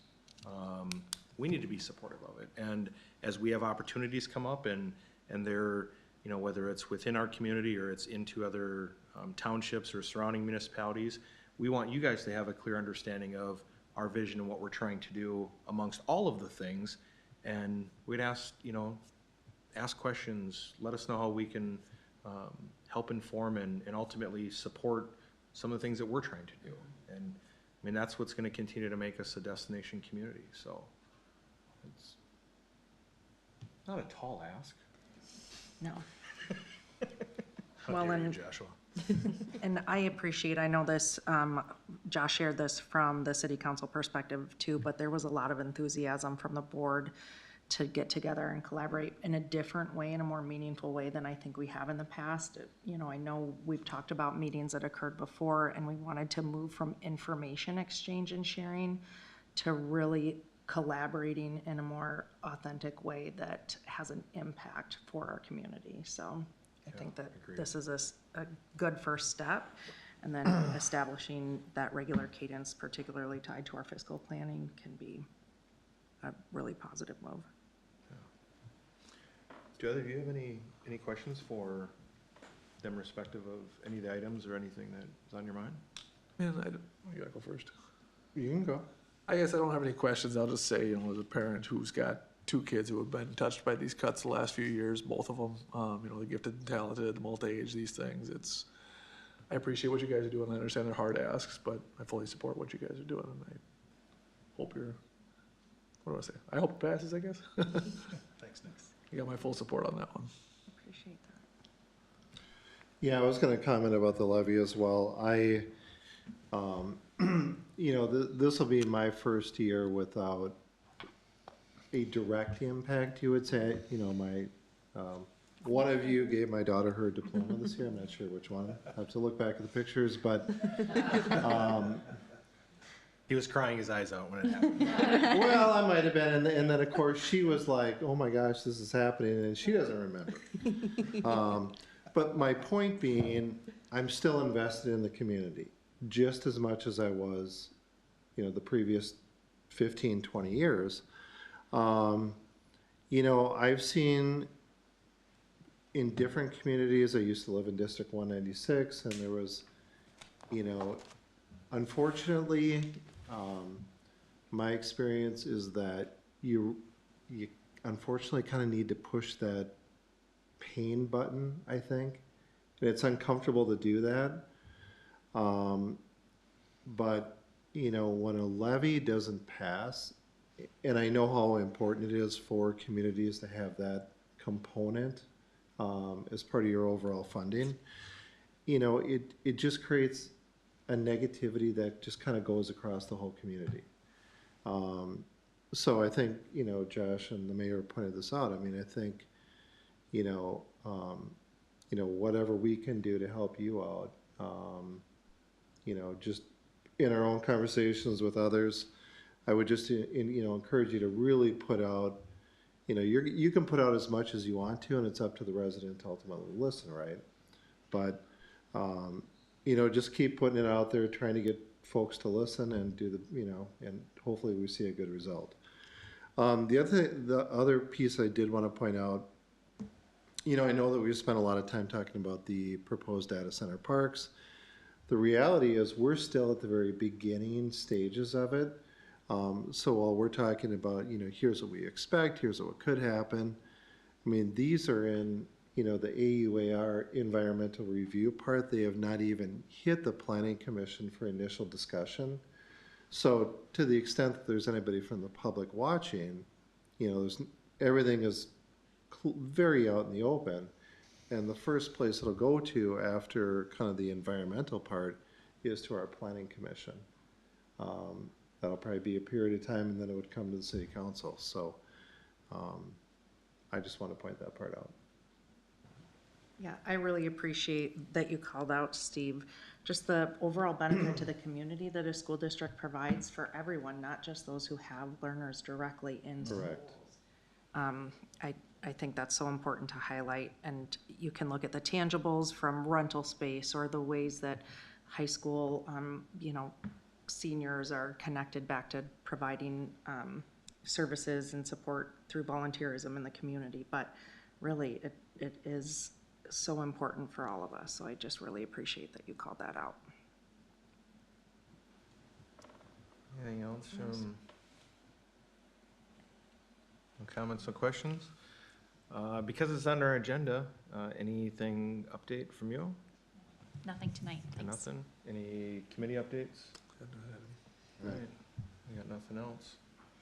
One other thing that I wanted to add, when we're talking about the support and the importance of talking with our community members, I think it can't be overstated, the importance of the conversations like Steve mentioned, because last year, I know all of us talked to as many people as we could and then followed up with people after who said, I didn't know there was a referendum or a levy. And we said, well, you know, where would I have heard about it? And we said, well, we've been talking about it as a board for months, but the superintendent sent emails directly to families, principals put it in newsletters. There was a direct mailing to everyone's home. There was a direct mailing to everyone's home. And one of the things people said, well, I didn't see any yard signs. I see yard signs. I mean, that's a tangible thing that people didn't see. And we talked about as a district in terms of cost for those types of things. It doesn't make a lot of sense. And the people that did vote, who shared feedback with us, said the reason they did is because someone they cared about, whether it was a teacher, a friend, a colleague, a neighbor, told them, this is on the ballot. It's really important that you get out and vote for this. And so just appreciate your support, the opportunities that you see with your friends, colleagues, neighbors to talk about it, to help raise awareness, recognizing that we can do everything we have planned through our communication plans. I don't even remember how many town halls you did last year, 11, 12? You know, there wasn't a high turnout. People are just busy living their lives. So the more that we can, on an individual basis, talk about that with people, the higher chance we have of voter turnout in support of it. And not to skew Hannah's point, but we as a district can't really campaign in favor of Correct. the levy. So that has to be worded very carefully. We do have some great non-biased information, most of which was similar, which was what was shared in this meeting. But the reason that there aren't, you know, vote yes signs in every yard is because we as a district can't use funds to purchase those. That would have to come from private groups. I was going to make that exact same point. Yeah, good clarification. Yeah. Yeah. You can't campaign, but what we can say is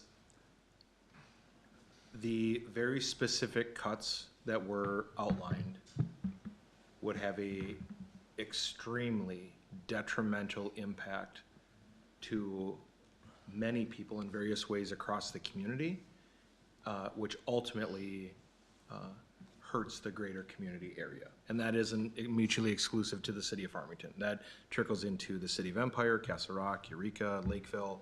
It trickles into all of it because, you know, Jason, to your point, like if you have to increase your fees on green space, that's the youth association fill in the blank, Yep. right? Yep. Which you add that on top of a family who now a teacher also lost their job. Now that kid comes out of the program. Oh, by the way, the other kid was in band, going from fourth to fifth grade, and wanted to try and band. Like that is catastrophic. Like that is a major reason why people leave communities because they just cannot sustain the burden of those types of impacts. So residents need to understand that. That's real, and that affects our ability to go out and actively promote the city of Farmington and all the great reasons why people want to come here and invest here. So we can advocate for it, and we will tell people to say, I will at least tell people to say yes, as my peers have previously indicated, so. You know, I'm gonna add one additional thought too. So, I don't wanna make it too political per se, but, it might be important to have our two bodies meet with our soon-to-be, you know, new elected officials this coming year, from our area, to reinforce the importance of, the school funding component and, you know, both the mandates that you see, the mandates that we see, and the impact. And they need to hear from us directly that, you know, look, you can put all your fancy headlines of, whoa, look what we did. You know, we're gonna campaign, because the stuff they're gonna be campaigning on is the stuff that we have to figure out a way to pay for. And then that paid for is gonna impact the 25,000 people that live in this community and the other folks that live in your community. And, you know, I don't care which political party is in charge as it relates to that part of it, but the reality is, you know, the mandates, and I've talked to other people about this, I mean, any type of mandate that's unfunded, and there was a heck of a lot over the past 2 years, that hurts all of us. And, you know, just makes it really challenging to do something with our budget and your budget. So, to the extent that maybe a small group of folks from each of our bodies can meet with our incoming elected officials and kind of sit down and we agree on a shared policy position, that we send a united front saying, here's what we support, you know, and we're gonna be watching you to hold you accountable for it. Yeah, that could be an opportunity for a joint meeting because Kyle and Jason organized last year where our representatives did come to a meeting of the school board. So Yeah. Senator Duckworth was there, our representatives were, and they kind of laid out a preview of the legislative session for Right. us, what they thought was upcoming, and gave us an opportunity to give feedback. So maybe that's something else we could add or work on together. Yeah. Yep. No, I'm all for it. We talk legislative priorities and trying to get further out in front of it. I won't go any deeper into that. I'll leave that one sit there for a minute. All right. But yeah, we're on the same page. All right, if we have, if you want to adjourn first? Sounds good. If there's nothing else, seeking a motion to adjourn. Motion to adjourn at 7:32 PM. Second. Motion by Christensen, second by Storley. All those in favor? Aye. All right. Need a motion to adjourn? Motion to adjourn at 7:32 and 20 seconds. Second. Motion by Steve, second by Nick. All in favor, say aye. Aye. Aye. We're adjourned at 7:32. Did it.